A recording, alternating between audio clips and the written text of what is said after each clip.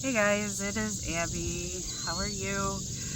We are road tripping again today. Sounds like we're gonna have some skiers and boaters behind us on the water, so hopefully that noise doesn't translate too loud. Anyway, we are coming from another state park. It is like 8 o'clock in the morning. I tried to get here as early as I could so that I could avoid the crowds and not have to worry about trying to fish out a spot to shoot the videos. And yeah, so there's like one little family like way down at the other end right now, so that's pretty great. That was the idea. I wanted to get here when it was quiet and we could do our recording. So yes, we are still road tripping. This is a state park that I'm in. It is, gosh, about an hour away from us, and hour and 20 minutes or so. Anyway, it is a man-made lake, obviously. We have quite a few state parks that have man-made lakes and beaches, which is kind of nice. But anyway, we will get into our story. Today is kind of a cool one. It is from another subscriber who decided to use his writing talent. I got my lemon and lime, or lemon lighter with me.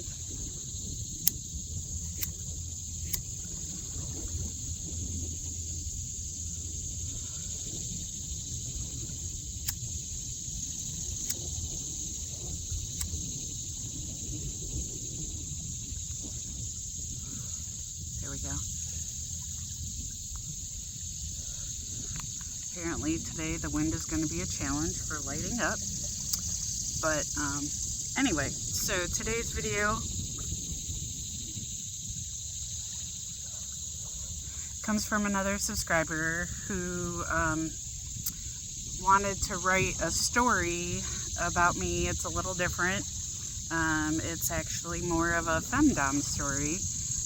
So yes, this is a fictional story, but nonetheless, I enjoyed his creativity and decided I would share it with all of you.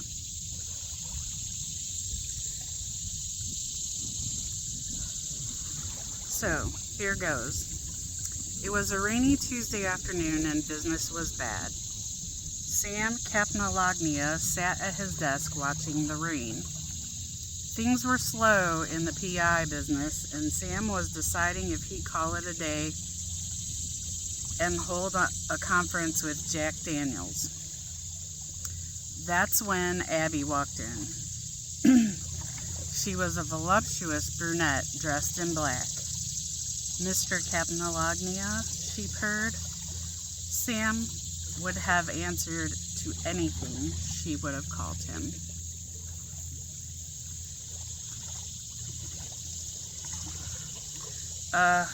Yes. How may I help you? Sam answered, still eyeing her up and down. Abby glided into the office and took a seat in front of Sam's desk. Abby opened her purse and took out a more menthol 120 with her black gloved hand.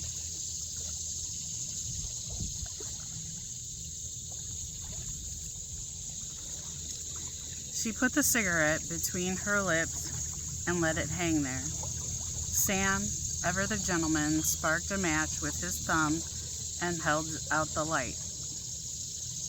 Abby took Sam's hand and glided the light to the tip of her cigarette and took a long drag.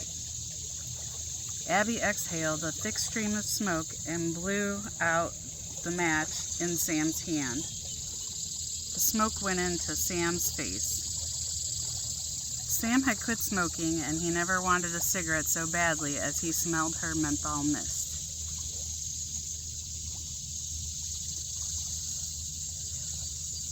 Sam was entranced by Abby, but seemed to snap himself out of it. Miss, Sam stammered. Misty Ash, lied Abby. Sam knew her name was as genuine as a $3 bill, but she could have called herself anything. What seems to be your reason for coming to me? Sam said, as he watched Abby take another long drag on her cigarette.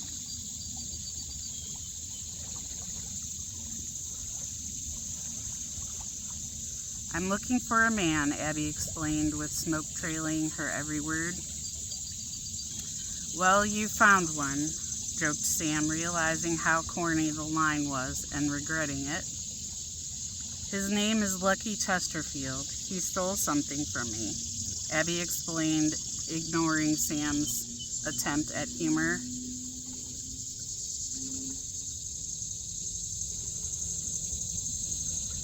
Abby was not one of the usual dames that made it to Sam's office. They were housewives wanting to know just how late their husbands were working, or pregnant girlfriends wondering where their boyfriends disappeared to. Abby was class. She was beautiful and elegant. No one in the same league of his usual, or not in the same league as his usual clients. Sam knew this case would be different from what he was used to dealing with. What did he take? Sam asked, not taking his eyes off of her.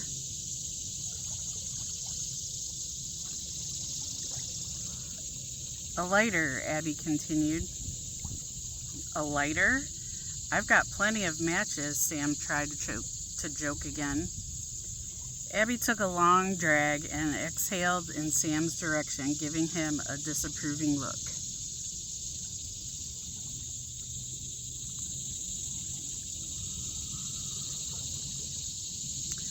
I'm sorry. Continue, please, Sam said as an apology. Not just a light.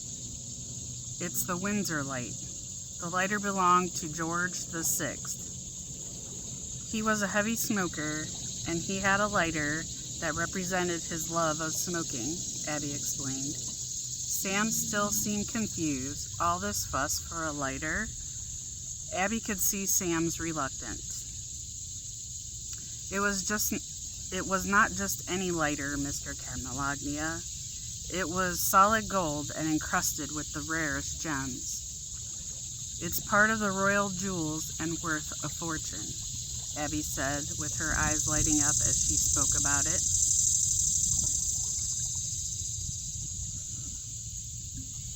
Miss Ash, doesn't that mean it belongs to the royal family? Asked Sam.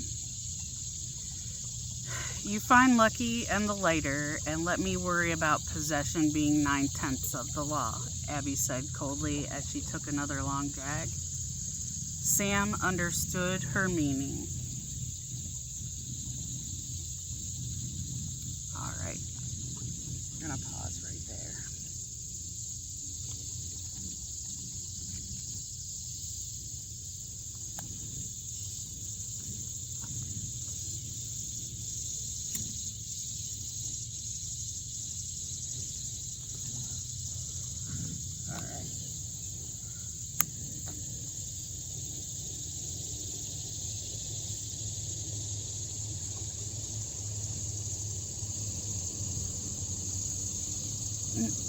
He didn't care what it meant and just wanted more time with her. Abby reached in her purse to take out an envelope of cash for Sam's down payment. Sam looked in her purse as she opened it and saw a .25 automatic. Abby saw Sam look at her gun. It's a rough town, Mr. Capnolognia, and a girl has to look after herself, Abby said playfully. That thing won't stop a hamster, Sam said mournfully. It'll stop a rhino if you know how to use it, Abby said, with a smile as she took a long drag of her cigarette.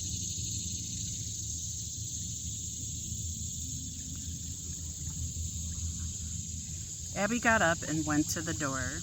She looked at Sam and took a long drag, blowing the smoke in his direction as a beacon for him to follow.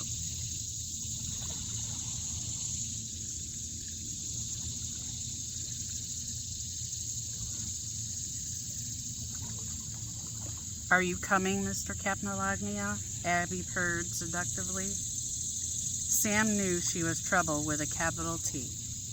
Every instinct told him to refuse the case, but looking at her in a cloud of cigarette smoke, she looked like an angel. Sam wondered if that angel had horns or not.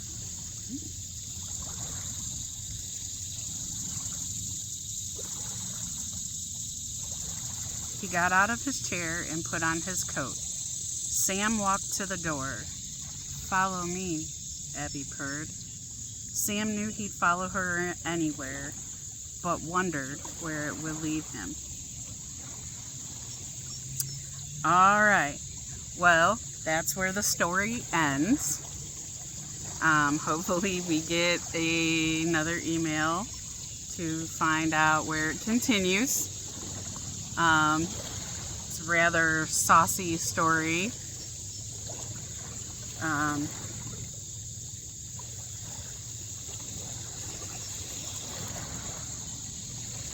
not sure I could pull that roll off with a straight face, honestly. Although I do love it, I have to admit I enjoy the creativity, and hope we can get another chapter. Yeah, that was fun and interesting. I'm wondering where Abby will take Mr. Capnolognia next.